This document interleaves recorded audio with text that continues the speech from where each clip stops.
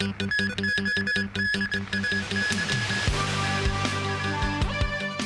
half-point interest rate cut by the U.S. Federal Reserve. Lebanon rocked by exploding devices again, this time walkie-talkies. And the UN General Assembly passes a non-binding resolution demanding that Israel end its occupation of Palestinian territories.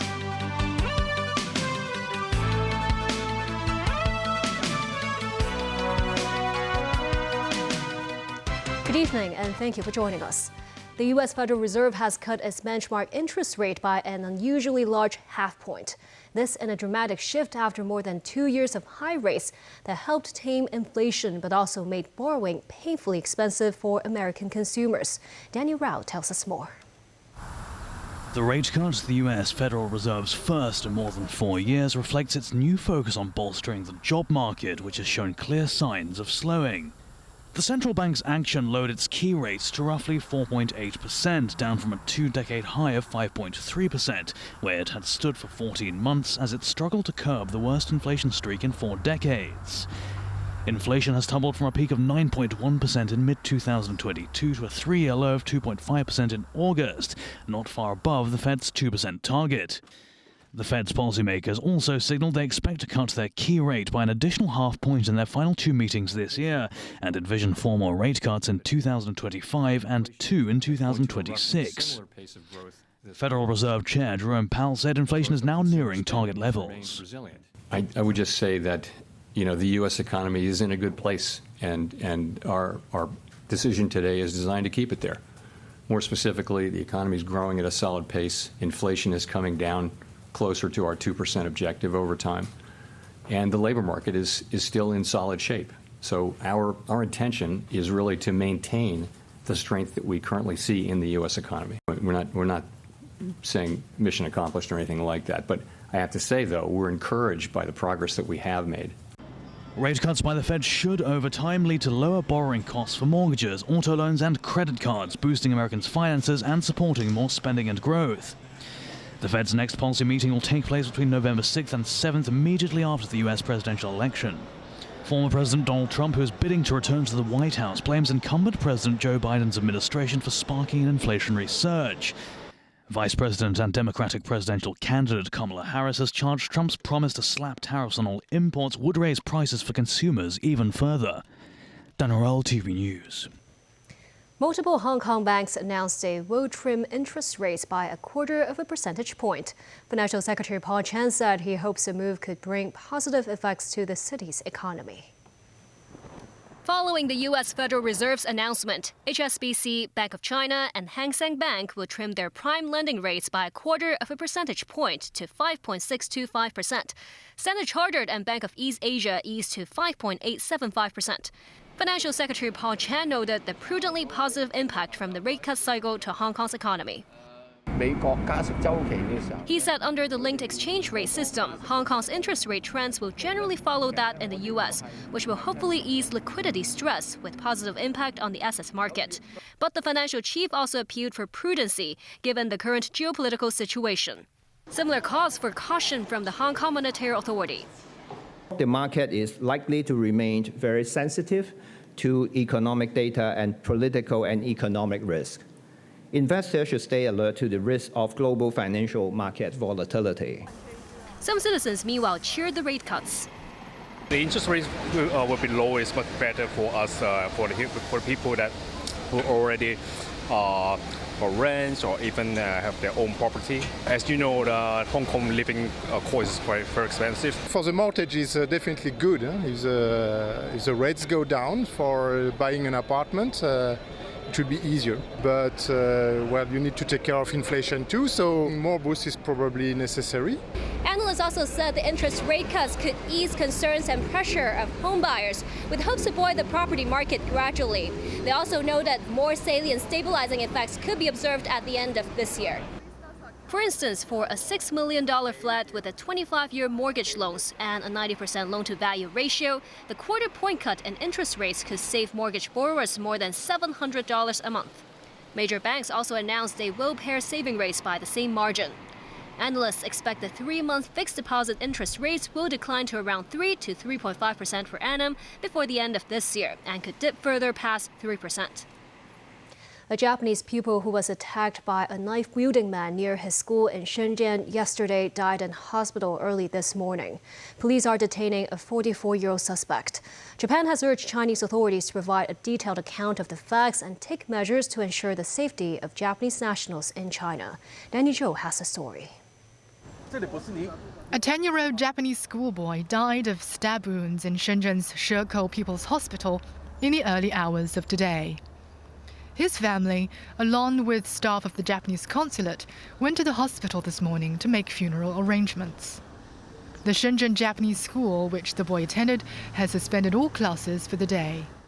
Authorities have deployed special police units to patrol the area to strengthen security. Some locals laid flowers to express their sympathy. This resident said, as a parent, she was deeply saddened by the death of the boy. She stressed this was an isolated incident of radical acts that does not represent the sentiment of the masses in China. At about 8 o'clock yesterday morning, the boy was stabbed on his way to school by a knife-wielding man just 200 meters from the school gate. The perpetrator, identified as a 44-year-old Chinese man, was arrested by the police at the site and taken into custody. His motive is still under investigation. Japan's Foreign Minister Yoko Kamigawa condemned the act as despicable, saying the boy's death was extremely regrettable. She said the Japanese government will offer its utmost support to the victim's family, and that she had instructed schools to review their safety measures. It was the second such attack near a Japanese educational facility in China in 3 months. In June, a man attacked a bus used by a Japanese school in Suzhou, resulting in the death of a Chinese national who tried to shield a Japanese mother and a child from the assailant. A spokesperson for the Ministry of Foreign Affairs told reporters that China will continue to adopt effective measures to protect the safety of all foreigners in China. Danny Zhou, TVB News. Europol says an international law enforcement operation has dismantled an encrypted communication platform known as Ghost, notorious for enabling large-scale drug trafficking and money laundering. 51 people have been arrested across multiple countries, with more arrests expected. Tracy Furness has more. Ghost was created by criminals solely for the use by criminals to facilitate crime. Operation Kraken was set up by the AFP to take down Ghost and to charge its administrator, a 32-year-old Australian living in New South Wales. We allege hundreds of criminals, including Italian organised crime, motorcycle gang members, Middle Eastern organised crime and Korean organised crime, have used Ghost in Australia and overseas to import illicit drugs and other killings. Jung will appear in a Sydney court Wednesday on charges including supporting a criminal organisation and benefiting from proceeds of crime. France's Home Affairs Ministry National Cyber Command Technical Department provided technical resources to the task force over several years, which led to decrypting the communications. Tracy Furness, TVB News. And still ahead, preliminary investigation report on the engine failure involving a Cathay Pacific Airbus A350 plane.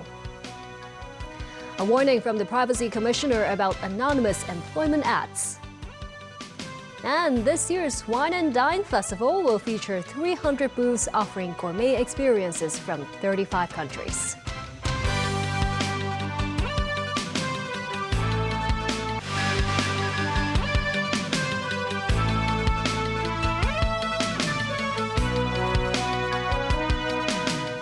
Welcome back.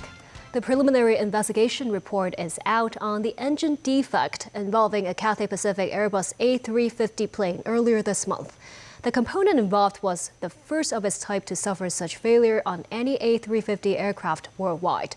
The latest probe found a discernible hole in the engine's fuel hose with indicating signs of a fire and burn marks, and that could have escalated into extensive damage to the aircraft.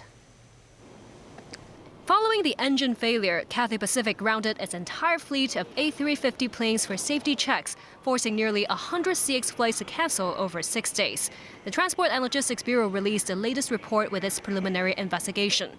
On September the 2nd, a Zurich-bound Airbus A350 plane of model 1041 carrying almost 350 passengers took off from Hong Kong Airport around midnight. Soon after takeoff, the aircraft's number 2 engine was found to be on fire. The pilot immediately shut down the engine and discharged a fire extinguisher. The flight crew declared a mayday, the distress signal of a life-threatening emergency. That was later downgraded to the pan-pan call, indicating an urgent situation which is not immediately life-threatening. The fire warning was cleared after 59 seconds. The flight returned to Hong Kong after more than an hour. The Air Accident Investigation Authority found that there was a fuel leak around the fuel spray nozzle through the ruptured secondary fuel manifold hoses. Black soot seen in the core engine, with signs of fire in 2 other engine components. 5 additional secondary fuel hoses either saw frayed metal braids or collapsed structures inside. The report noted if there were oxygen and an ignition source, it could have escalated into a more serious engine fire, causing extensive damage to the aircraft.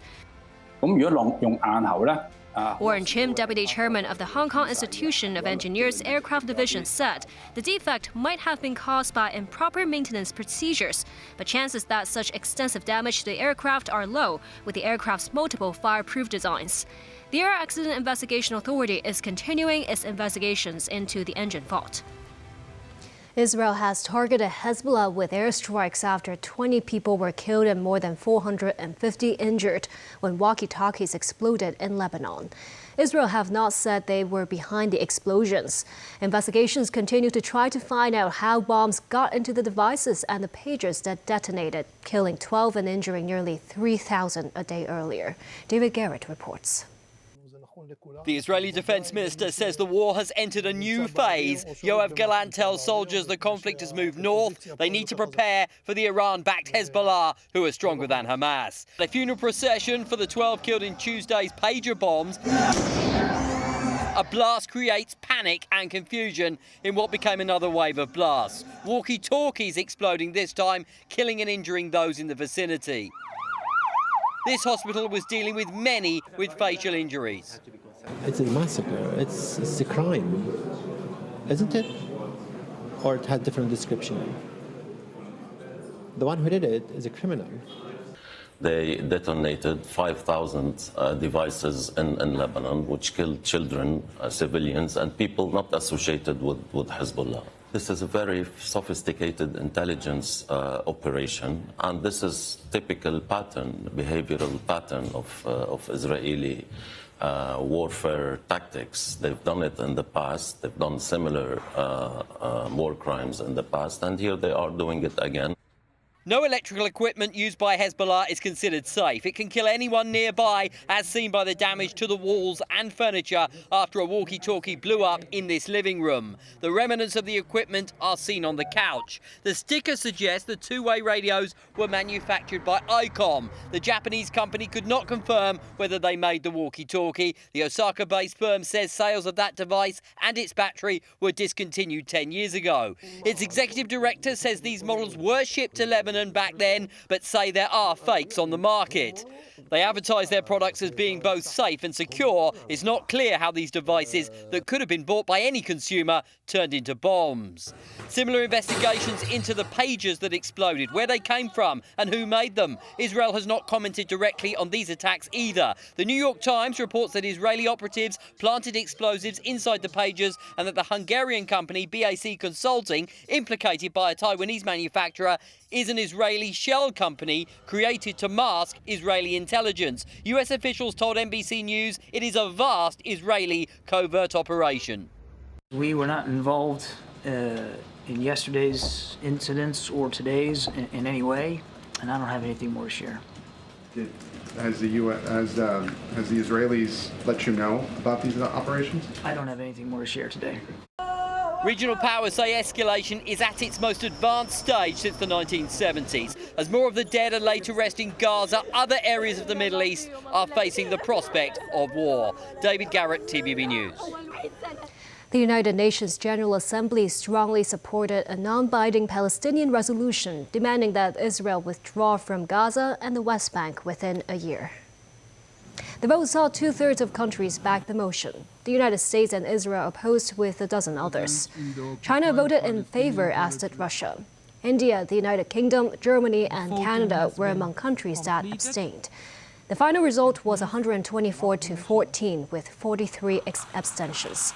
Israel's war against Hamas in Gaza is approaching its first anniversary. Talks over a ceasefire continue, but with few breakthroughs and rising fears of a wider war between Israel and Iran.